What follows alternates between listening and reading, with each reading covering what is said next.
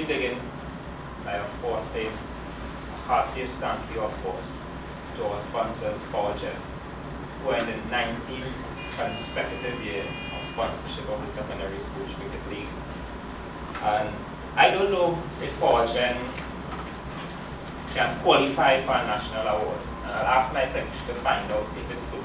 And if we can still follow that form for this year, to nominate them, if not to wait till next year, the 20th anniversary. But I think they deserve one.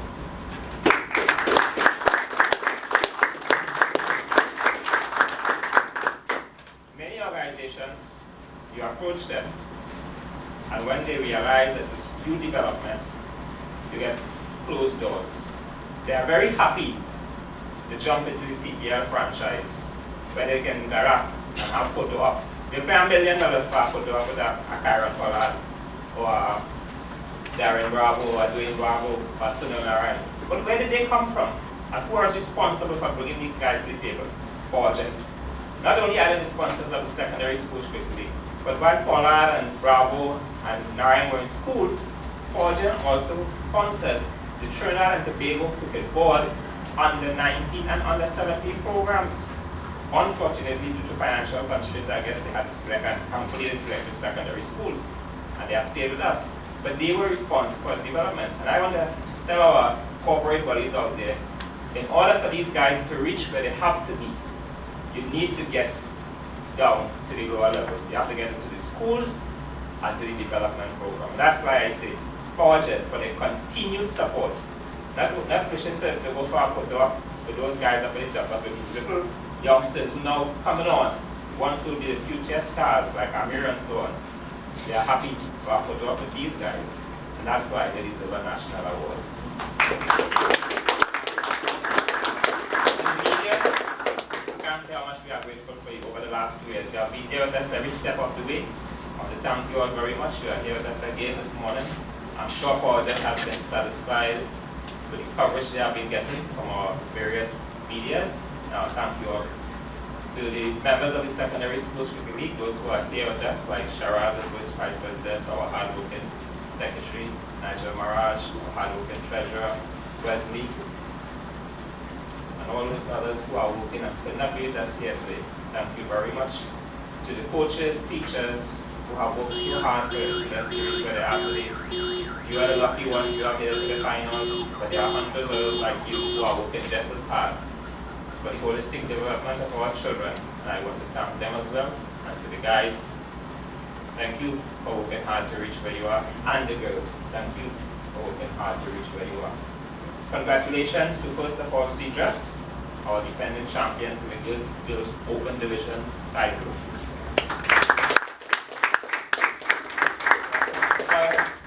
Told me yesterday that you all will be in the final next year. You are going to win 3 times. So let's see what happens.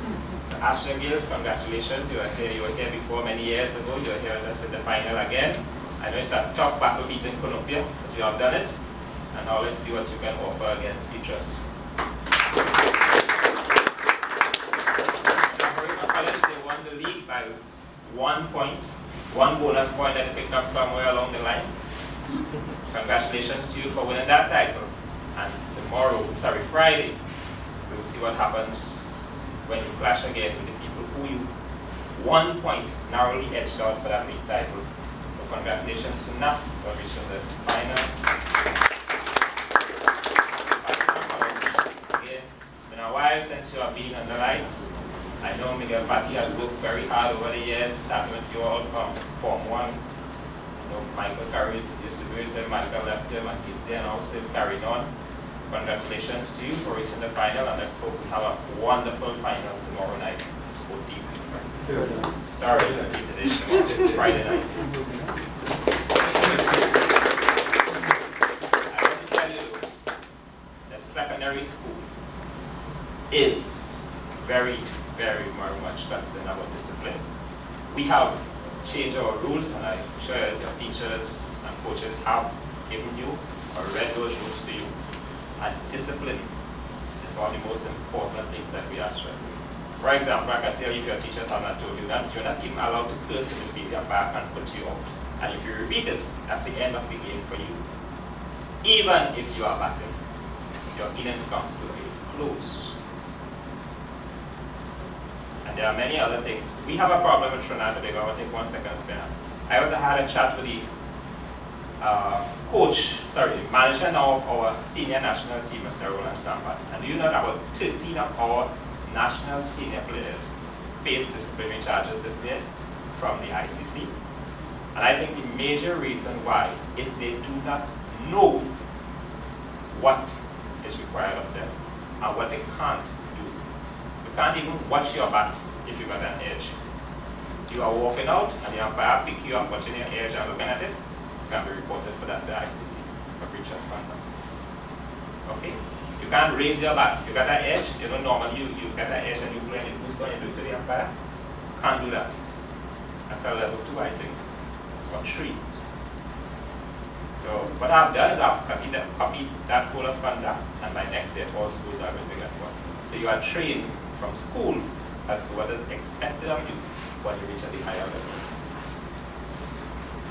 So congratulations to all the teams who have made it to the finals. We expect to have a very good crowd in. Both schools have a lot of following.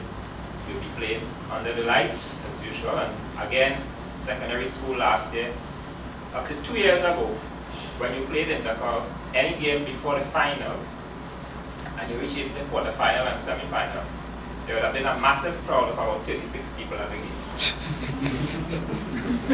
15 from each team, one of who's scoring and one running water, 2 umpires, if you're lucky. And that's about it. We have changed that since last year. We have taken the intercol to afternoons, and we have seen the crowd come out. And from the quarterfinal under lights, it has changed everything. Now, from the quarterfinal stage, there are 100. I understand that someone told me the game between Naps and Schiller Boys, Powergen was overpacked on the final. There were over 1,000 people. We know that the 2 semi-finals, they are excellent crowd, and we expect the same tomorrow. So it's a chance for you all, to showcase your talent. And it will be taped, of course. And if you are aware, secondary school now, almost all of you who are here are already on YouTube, and your skills are being seen throughout the world. Thanks to our hard work and technical work. So one of them, Canada.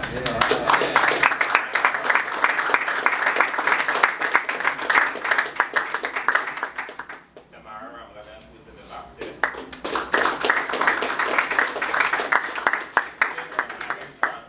We left out of here because he has hoped to see. And next year also, all these games will be streamlined. I can show you that. So you will be seen as you go forward. As we had a problem on the technical analysis, last night I was watching 360 with Vinod Mamsha. I want to compliment the 2 captains. We did a fantastic job last night. And he mentioned that UTT, the Loughborough Academy in England, and the West Indies Cricket Board are going to partner to set up a biomechanics testing station in Trinidad and Tobago, testing center. Now, I'm glad that the secondary school is being recognized, because those of you who have saw our development program know that we have a very detailed development program over the next 2 years that covers every single aspect of the holistic development of our children, from skills training, education, classes after school, technical analysis and development, preparation of pitches, everything is covered in it. And 2 main areas are the technical analysis where we correct our players, and the other one is sports psychology. And when I was helping to do up this plan, I called Darren, because I realized Tamara had just finished her degree, and I asked her if you had anything in sports psychology, because I wanted to attach with some organization, because we want sports psychology and mental preparation to be a big part of secondary schools team preparation. And she said they didn't have any. I called Darren because he's at UTT now, and he didn't have any. And we got into the discussion also of biomechanics and the fact that we need to get something done in Trinidad so we get done. We have already taped over 75 of our players to do analysis, and we have started the analysis, and thankfully, we have some of the best coaches in Trinidad and Tobago helping us with this. And out of those, we have taken about 25 boys, 6 of whom, based on our preliminary analysis, are definitely through it. And we have already put things in place at the end of the cricket season to begin remedial action. I'm liaising this very closely with the Trinidad and Tobago Cricket Board. They have been very helpful in this part of our development, especially with David Williams and Kumar Ramat. So we already have things in place to correct our bowlers who we suspect are throwing. And these coaches, together with Mr. Dashrath Maharaj, Mr. Bachan Butcher, and others, are already up to assisting us with our development program and our analysis. And as little as 3 weeks ago, I again spoke to Darren, because there was a guy who I met when we were doing our videotaping of the bowlers. He's a young professor at UE, Akash is his name, and he's very interested in helping to develop biomechanics, some area of assessing in Trinidad. He's so interested that when we were doing our taping of the boys, our fast bowlers, he went that morning and bought 3 cameras and came down and spent hours setting it up to do some taping. So I mentioned it to Darren and I said, look, this guy is interested and you all need to work with the board. So I'm very happy to hear that Darren went up to England and he got a chance and he's actually implementing the things that secondary school I say we should do. However it comes, I'm happy because just last week, Wednesday, for the national and the 19th final, I also had a long chat with Mr. Surujdath of the cricket board about the need to set up and be the first island in the Caribbean. We have an ideal opportunity, I was telling him, to set up one of these testing centers. And if we can't get through with Loughborough, which was one of the options, I told him we can go to India. They might be just as willing to assist us. So it's nice to see they are following up on that aspect. One area that we have a shortfall in, and I've spoken to both Darren about it and Professor Raman Sankat at UE, is that no one in Trinidad do we have training for sports psychologists. There's no course offered at any of our major institutes.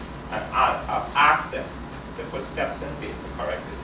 We can't be telling our guys we want mental training and we have no one to do it, especially if we are not training our own people. So secondary school is very concerned about the holistic development of our children, especially we are very concerned about your education and it comes first. But we know that sports in general is an alternative career path. And we need to provide the opportunities for our students if they are to excel. Just as you can go to school and get 5 levels and A levels and go on to UE and work, you can go into sports, cricket, and make a living out of it. And I can tell you, thanks to T20, we have many millionaires in Trinidad. Billionaires, some of them. So there is it. But you must remember that one injury can hurt your career, and therefore your education is where you can fall back on. But in addition, you don't have to be a player. You can be a manager, you can be a coach, you can be an umpire, you can be a trainer, you can be a curator. There are many avenues available in sports, and we must afford our students this alternate career. Also, even if it's not a full-time career, it can be a part-time income route. And many of our, almost all of our clubs in Trinidad and Tobago are semi-professional, and they pay their cricketers handsomely to perform on weekends and on evenings. So you can have your normal work where you're earning an income, and you can afford to buy that fancy vehicle or that fancy pair of shoes because you are playing cricket on weekend and be paid for it. So again, let's not take away from why we are here. Tomorrow is our big, Friday is our big game. Keep saying tomorrow, I'm so anxious for this game, you know. Friday is our big game. And ladies and gentlemen, I want to wish you all the best. Play hard, play fair. I know Astra is not going to have an easy time against Surujdath. Both teams, they are gunning for each other to settle that league issue of the 1 point. And I want to wish you all the best. One final thing before we close. Today, we have 2 games. At 3 p.m., we have our second of our, we had it first time last year, Girls Hardball North-South game. That's on at 3 p.m. today at Pier Road Ground, Comets Ground in Pier Road. We started girls hardball last year for the first time in secondary school, and it was very successful. We had our second edition this year, and that game is today at 3 p.m. And then at 6 p.m. immediately following that is our senior division T20 finals, where St. Benedict's College from Laramie comes up against San Juan Secondary. So we do have games today, San Juan North Secondary, and that's why I talk about it, and Friday. So congratulations, and at the end of the day, whoever wins, we have no losers. Thank you.